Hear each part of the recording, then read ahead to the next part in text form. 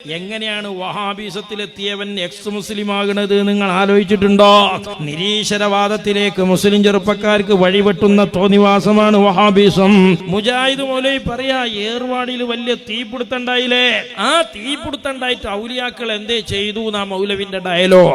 ഏർവാടി ദർഗയിൽ ഇബ്രാഹിം ബാദ്ഷാ എന്ന് പറയപ്പെടുന്ന ഒരു വലിയ വലി എന്നാ പറയാ, അദ്ദേഹത്തിന്റെ ജാറത്തിൽ മനോരോഗം കാരണം അവിടെ കൊണ്ടുപോയി ചങ്ങലയിൽ ബന്ധിച്ചിട്ടിരിക്കുന്ന നൂറുകണക്കിന് രോഗികൾ, പ്രയാസം അനുഭവിക്കുന്ന ആളുകൾ, അങ്ങനെയുള്ള ആളുകൾ ഒരു രാത്രിയിൽ തീ പടർന്നു പിടിക്കുന്നു. ചങ്ങലയിൽ ബന്ധനസ്ഥരായി കിടക്കുന്ന രോഗികൾക്ക് എങ്ങനെയെങ്കിലും ഒന്ന് രക്ഷപ്പെടാൻ കഴിയാതെ വാവിട്ട് നിലവിളിച്ച് കൂക്കി വിളിച്ചിട്ടൊന്നും ആരും സഹായത്തിനെത്താതെ അവിടെ കിടന്ന് കരിഞ്ഞു വീഴുന്നത് പ്രിയപ്പെട്ടവരെ സങ്കടത്തോടെ അല്ലാതെ കാണാൻ കഴിയുമോ നമ്മൾക്ക്?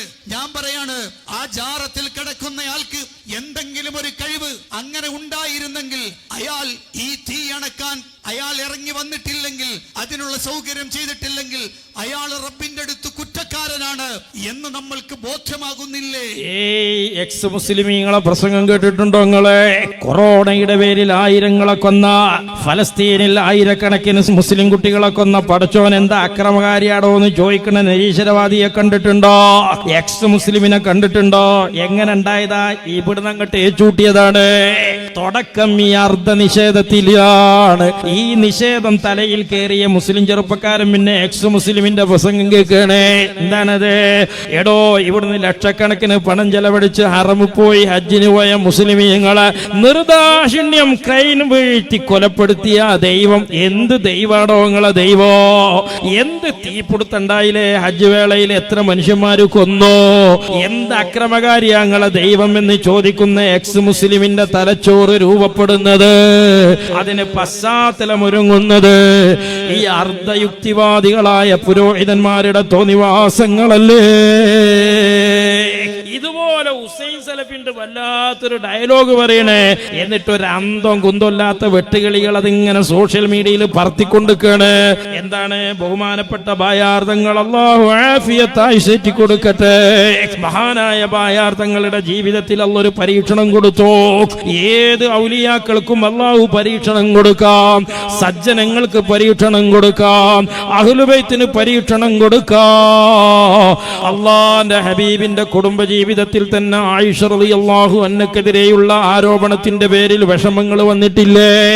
ഇതിന്റെ പേരിൽ അല്ലാഹുവിന്റെ റസൂലിനൊരു മഹത്വമല്ല എന്ന് പറയാൻ പറ്റുമോ? എന്നതുപോലെ മഹാനായ എന്ന് പറഞ്ഞ റസൂലുള്ളാഹി ബായാർദങ്ങളെ എന്ന് പറഞ്ഞ് ആടിനെ പട്ടിയാക്കാൻ വരണ്ട.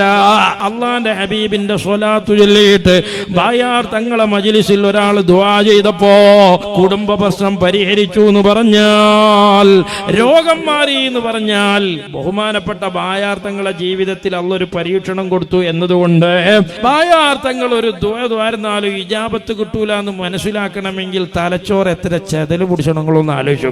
എന്നിട്ട് ഒരു ഉളുപ്പില്ലാതെ ഹുസൈൻ സലഫി പാട്ടാടി പറയുന്നൊക്കെ ഒരു മനുഷ്യന്റെ വ്യക്തി ജീവിതത്തിലെ പരീക്ഷണം പോലും തെരുവിൽ വലിച്ചഴച്ച് തോന്നിവാസം പറയണേ.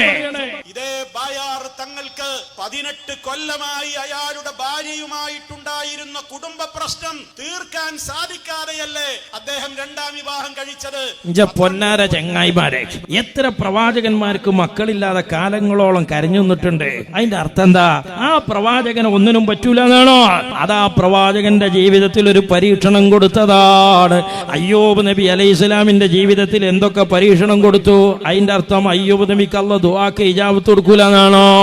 ഒരു സ്വാലിഹായ മനുഷ്യന്റെ ജീവിതത്തിൽ അള്ളൊരു പരീക്ഷണം കൊടുത്താൽ അതിന്റെ പേരിൽ അയാൾക്കൊരു മഹത്വമല്ല എന്ന് പറയാൻ, അയാളുടെ ദുആക്ക് അല്ലാഹു ഇജാബത്ത് കൊടുക്കൂല എന്ന് പറയാൻ നിങ്ങൾ ആരാ മൗലവിമാരെ? തോന്നിവാസം പറയാ.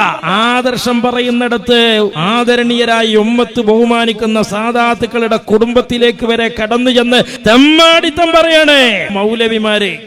പത്രങ്ങളും മീഡിയകളും മുഴുവനും ആ സംഭവം റിപ്പോർട്ട് ചെയ്തത്.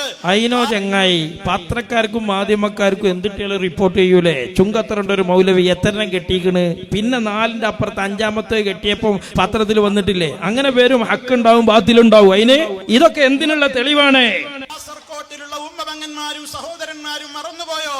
സ്വന്തം കുടുംബത്തിലെ പ്രശ്നം തീർക്കാൻ, ഭാര്യയുമായുള്ള പ്രശ്നം തീർക്കാൻ 10-18 കൊല്ലം കഴിഞ്ഞിട്ടും കഴിയാതെ വന്നപ്പോ രണ്ടാമത് പെണ്ണ് കെട്ടേണ്ടി വന്നു എന്ന പ്രശ്നമുണ്ടായ, സ്വന്തം വീട്ടിലെ പ്രശ്നം തീർക്കാൻ കഴിയാത്ത ബായാർ തങ്ങൾക്ക് ജനങ്ങളുടെ ഒക്കെ പ്രശ്നം തീർക്കാൻ സ്വലാത്ത് മജ്ലിസ് മതിയത്രേ.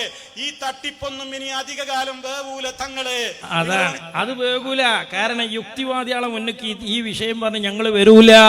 എന്നാൽ മൗലവി, അള്ളാന്റെ ഖുർആൻ പറഞ്ഞിട്ടില്ലേ, ഫഅൻകിഹൂ മാ ത്വാബ ലക്കും മിനൻ നിസാഇ മസ്നാ വസുലാസ വറുബാ. 1, 2, 3, 4 നിങ്ങൾക്ക് കെട്ടാന്ന് പറഞ്ഞത് ഒന്നാമത്തേല് മട്ടം പോലെ ഭാര്യ ഭർത്താക്കന്മാർക്ക് സന്തോഷം കൊടുക്കാൻ പഠിച്ചോന് കയ്യാഞ്ഞിട്ടാണോ മൗലവി? രണ്ടാമത്തത് കെട്ടാൻ പറഞ്ഞത് രണ്ടാമത്തേലും സന്തോഷം കൊടുക്കാൻ അള്ളാഹ്ക്ക് കഴിയാത്തോണ്ടാണോ മൂന്നാമത് കെട്ടാൻ പറഞ്ഞത്? മൂന്നാമത്തതിലും സന്തോഷം കൊടുക്കാൻ അശക്തമായതുകൊണ്ടാണോ നാലാമത്തത് കെട്ടാൻ പറഞ്ഞത്? പച്ചക്ക് യുക്തിവാദം വിളമ്പുകയല്ലേ? ഒരു സ്വാലിഹായ മനുഷ്യന്റെ ജീവിതത്തില്, ഒരു മൂമിനായ മനുഷ്യന്റെ ജീവിതത്തിൽ അള്ളാഹു പരീക്ഷണം കൊടുത്താൽ യുക്തിവാദികൾ ചോദിക്കുന്നത് കണ്ടിട്ടില്ലേ? നിക്കരിച്ചാൻ പോണ എത്ര കൗമാണ് കൊറോണ പിടിച്ചു മരിച്ചത്? എത്ര പാവങ്ങളായി അള്ളാനെ വിശ്വസിച്ച മുസ്ലിം കുട്ടികളാ ഫലസ്തീനിൽ കൊല്ലപ്പെട്ടത്? ഈ പടച്ചോനെ എന്തിനു പറ്റുമെന്ന് ചോദിക്കുന്ന നിരീശ്വരവാദിയുടെ കൊച്ചനുജന്മാരല്ലടോ നിങ്ങള്? അതിന്റെ അർദ്ധഭാഗമല്ലടോ നിങ്ങൾ പറയുന്നത്? എന്നാൽ സഹോദരങ്ങളെ, അതുപോലെ അല്ലാഹു തആല നമുക്ക് ത്വലാഖ് അനുവദിച്ചു തന്നിട്ടുണ്ട്. 1, 2, 3 ത്വലാഖ് അല്ലാഹു അനുവദിച്ചു തന്നിട്ടുണ്ട്. എന്തേ ഒരാണിന്റെയും പെണ്ണിന്റെയും മനസ്സണക്കാൻ അള്ളാഹ്ക്ക് കഴിയൂലെന്ന് അള്ളാഹ്ക്ക് തന്നെ മനസ്സിലായിട്ടാണോ അള്ളാഹ് ഇസ്ലാമിൽ ത്വലാഖ് വെച്ചത്? പുരോഹിത, തോന്നിവാസം പറയരുത്. മനുഷ്യന്മാരെ വ്യക്തി ജീവിതത്തിലേക്ക് കടന്നു കയറി തമ്മാടിത്തം പറഞ്ഞ് യുക്തിവാദം വളമ്പല്ല മൗലവി. ഓ മുസ്ലിമീങ്ങള്, ഇത് പച്ച യുക്തിവാദമാണ്. ഈ യുക്തിവാദം എവിടെയാണ് വിശ്വാസികളെ എത്തിക്കുന്നതെന്നറിയാമോ? അതേ മഹാനായ നബി സല്ലല്ലാഹു അലൈഹി വസല്ലമ തങ്ങള് സലമ റളിയല്ലാഹു അൻഹുവിന്റെ കാലിന് വെട്ടുകൊണ്ടത് മാറ്റിക്കൊടുത്തില്ലയോ? ഖതാദ റളിയല്ലാഹു അൻഹുവിന്റെ കണ്ണിന്റെ മുറിവ് മാറ്റിയില്ലയോ? അലി റളിയല്ലാഹു അൻഹുവിന്റെ ചെങ്കണ്ണ് മാറ്റിയില്ലയോ?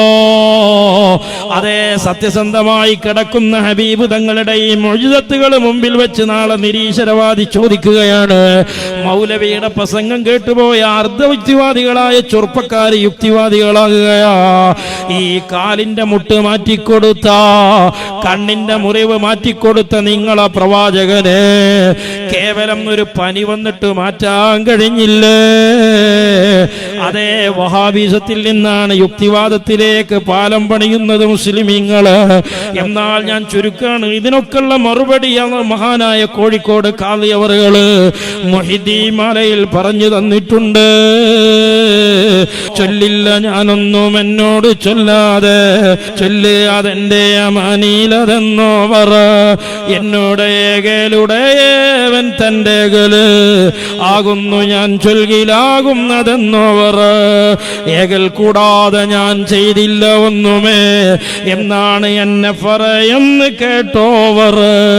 ചൊല്ലില്ല ഞാനൊന്നും എന്നോട് ചൊല്ലാതെ, ചൊല്ല് അതെന്റെ അമാനീലതെന്നോവർ. ഒരു വലിയ അല്ല കൊടുത്ത മുഅ്ജിസത്ത് ആ വലിയ പ്രകടിപ്പിക്കണമോ? ഒരു പ്രവാചകൻ പ്രകടിപ്പിക്കണമോ? വമാ തശഊന ഇല്ലാ അൻ യശാ അല്ലാഹ്. ഭൗതികമായ വിഷയങ്ങൾ നിങ്ങളെ ഞാൻ കാണണമെങ്കിൽ, ഞാൻ ഇങ്ങോട്ട് വരണമെങ്കിൽ, നിങ്ങൾ ഇങ്ങോട്ട് വരണമെങ്കിൽ, ഇതൊക്കെ ഭൗതികമായ മനുഷ്യ ഇടപാടുകളാണ്. ഇതുപോലും നമ്മൾ ഉദ്ദേശിക്കണമെങ്കിൽ വമാ തശഊന ഇല്ലാ അൻ യശാ അല്ലാഹ്. അല്ലാഹ് ഉദ്ദേശിച്ചാലല്ലാതെ ഇങ്ങോട്ട് വരണമെന്ന് ഉദ്ദേശിക്കാൻ എന്നെ കൊണ്ട് കഴിയൂല. എന്നാൽ അല്ലാഹ് ഉദ്ദേശിച്ചാൽ എന്നാലോ ഞാൻ ഭൗതികമായ ഇതൊക്കെ ചെയ്യുന്നത് പോലെ മഹാന്മാർക്ക് അഭൗതികമായ ഇടപാടുകൾ ചെയ്യണമെങ്കിലോ വമാ തശാഊന ഇല്ലാ യശാ അല്ലാഹ്, അള്ളാന്റെ മശീയത്തുണ്ടായാലേ നടക്കുകയുള്ളൂ. അതാണ് പറഞ്ഞത്, ഏകൽ കൂടാതെ ഞാൻ ചെയ്തില്ല ഒന്നുമേ എന്നാണ്. നിന്നെ ഫറയൊന്നും കേട്ടോവർ ചൊല്ലില്ല ഞാനൊന്നും എന്നോട് ചൊല്ലാതെ, ചൊല്ല് അതെന്റെ അമാനീലതെന്നോവർ.